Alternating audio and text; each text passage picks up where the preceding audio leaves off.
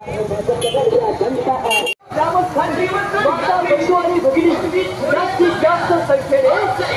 आपल्याला या कराड उत्तर मध्ये परिवर्तन करावं लागेल, तरच आपल्याला वर महायुतीचं सरकार.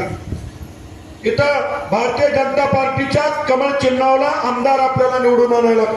मी या दुर्गोत्सव मंडळाच्या सगळ्या तरुण माझ्या सहकार्यांना विनंती करेन, हे इलेक्शन तुम्ही मित्रांनो हातात घ्या. या सरकारनं अंगणवाडीच्या सेविकांना 15,000 रुपये पगार केला, सेविकांना 8,000 केला, शिक्षकांना 15,000 केला, या ठिकाणी पोलीस पाटलाला 15,000 केला, कोतवालाचा पगार वाढवून, एसटी ड्रायव्हर कंडक्टरना 5,000 सरसकट वाढवून. हे सरकार महिलांचा, हे सरकार शेतकऱ्यांचा, हे सरकार युवकांचा, हे सरकार नोकरदारांचा. म्हणून सर आपल्याला महायुतीचं सरकार आणावं लागतं. हे महायुतीचं सरकार कोणासाठी आणायचं? स्वतःसाठी आणायचंय, स्वतःसाठी.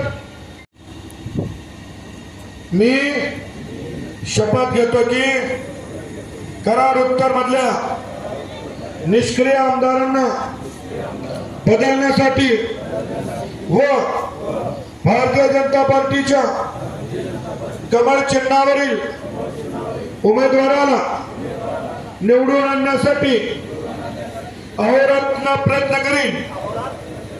ही शपथ मी आज किरोलीच्या चावडीवर घेत आहे. धन्यवाद. राज्य आणि केंद्र सरकारच्या माध्यमातून आपल्या पर्यंत आलेले, परंतु हे विद्यमान आमदार मध्याचे 2.5 वर्ष मंत्री होते, यांनी काय केलं हे मी खऱ्या अर्थानं विचारण्याची आपल्या सगळ्यांना गरज आहे. म्हणून खऱ्या अर्थानं आम्ही ही परिवर्तन यात्रा घेऊन आम्ही तुमच्या बरोबर आलेलो आहे. मी असेल, देवेसिंग दादा, भीमराव काका आहेत, भारतीय जनता पार्टीचे अनेक पदाधिकारी कार्यकर्ते आहेत. मोठभर कार्यकर्त्यांच्या मनामध्ये परिवर्तन करण्याची इच्छा होऊन काय फायदा होणार नाही.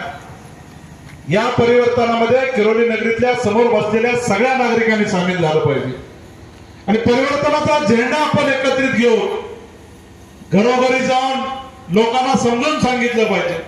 केंद्र सरकारची योजना प्रत्येक घरामध्ये पोहोचलेल्या आहे, राज्य सरकारची योजना प्रत्येक घरामध्ये पोहोचलेल्या आहे. आपण लोकांना समजून सांगून येणाऱ्या विधानसभेमध्ये आपल्याला यावेळेला भारतीय जनता पार्टीचा आमदार निवडून आणायचा. तुमच्या मनामध्ये संभ्रम अवस्था असेल, तुम्ही तरी माईकवरून सांगताय की भारतीय जनता पार्टीचा आमदार निवडून आणायचा आहे. तिथला प्रश्न कसा मिटणार?